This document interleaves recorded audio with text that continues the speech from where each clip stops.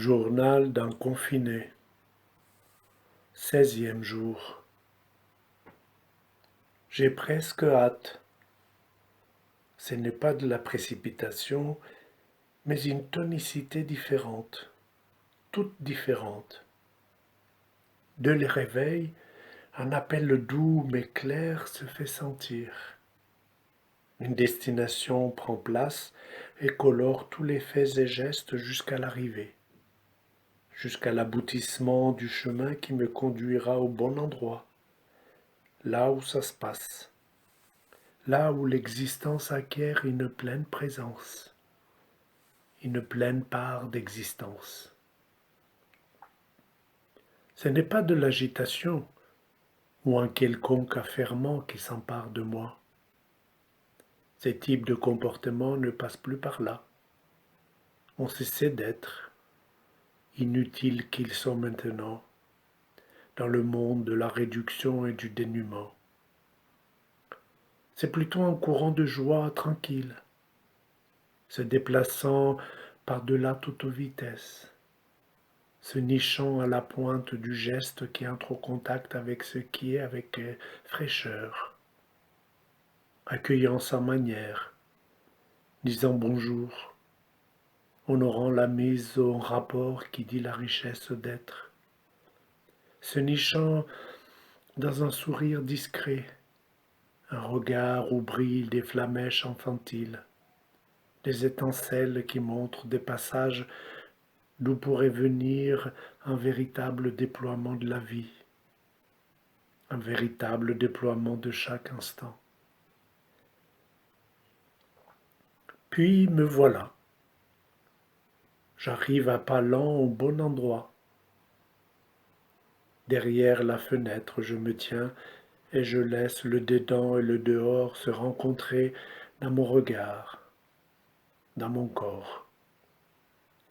En me plaçant là, au seuil qui jadis séparait, qui jadis faisait être une infranchissable muraille, je deviens passage. S'unissent au moi, maintenant, ce que jamais ne pouvait être ensemble. Je deviens passeur, et l'appartement, la chambre, se déverse sans impréation dans la grande étendue déserte qu'est la ville maintenant. Et l'espace désencombré de Grenoble se promène librement dans mon appartement qui n'a jamais connu une telle proximité avec la cité. Je suis alors profondément seul et profondément citoyen. J'avoue ne pas savoir comment est-ce possible, par quel chemin suis-je passé pour en arriver là, mais je sens une double appartenance, une appartenance individuelle qui respire calmement, qui habite chaque geste, pensée, parole et instant, et une appartenance à quelque chose de plus grand que moi, de plus vaste qui me relie aux actes, des autres, à leurs existences, à leurs joies et souffrances, qui me relie aux rues désertes, aux boulevards abandonnés, aux immeubles silencieux, qui me relie à chaque passant se serrant contre lui-même pour faire face à l'ennemi invisible. Puis je m'assois. Je touche avec mes mains la petite table ronde avec sa jolie nappe, et je deviens encore plus moi, et je deviens encore plus moi ici et ailleurs, et je deviens encore plus moi au plus près de toi et de tous les autres. J'ouvre le vieux cahier qui ne demande jamais rien. Je touche amicalement le vieux cahier qui attend. Je prends dans ma main droite le crayon chaud et léger, avec sa petite gomme au bout, et je m'apprête à t'écrire, à te dire non pas ce qui s'arrête, mais ce qui commence, à te dire ce qui se révèle maintenant que les mailles du monde d'avant se distendent. J'entends ainsi la venue des mots, l'arrivée de la parole qui se dit à la fois à l'intérieur et à l'extérieur de moi. Et là, écrivant comme jamais j'aurais pu l'imaginer, je touche une vérité d'être qui a toujours été en moi. Une vérité d'être dont j'ai toujours été séparé, coupé. Ce matin, je me sens très proche des déconfinés, de toutes les femmes et les hommes qui travaillent pour que moi je puisse rester tranquillement chez moi. Toutes ces femmes et hommes qui travaillent dans les transports, les livraisons, les magasins d'alimentation, le social, la crèche, ceux qui travaillent dans les secteurs énergétiques pour que je puisse avoir de l'électricité ou du chauffage, les agriculteurs, et bien sûr ceux qui travaillent dans la santé, à l'hôpital et ailleurs. J'ai l'impression que les vraies victimes ou les vrais vaillants sont eux, et non pas tous ceux qui sont chez eux.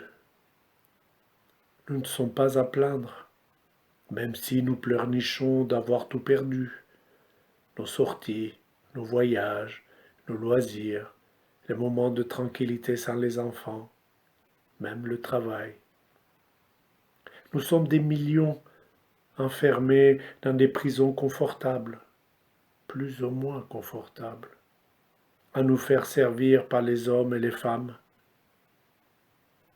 acceptant qu'ils pourraient être contaminés pour nous, pour ne pas arrêter de nous servir, coûte que coûte.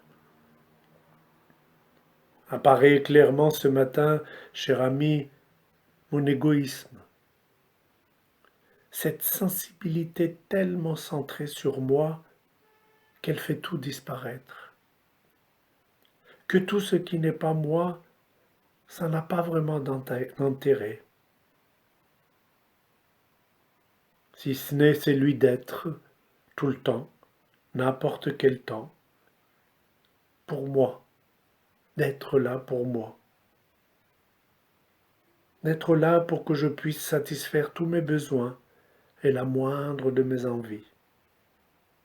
Et si jamais quelque chose ne tourne pas rond, et si jamais en appuyant le bouton ça ne marche pas comme prévu, la colère du petit être frustré que je suis s'abat sur tout le monde, de manière impitoyable. En touchant la vie des déconfinés, je vois la petitesse de la vie, la petitesse de ma vie. Mon isolement apparaît au grand. Il n'y a que moi dans ce monde. Un individu pleurnichard, aveuglé par la facilité de sa vie, dénaturé par la satisfaction de ses moindres envies, errant en tenant dans sa main ce qu'il pense être sa liberté, à savoir faire ce dont il a envie. Que les autres, tous les autres, soient là pour lui, seulement pour lui et pour moi. Le monde est à moi.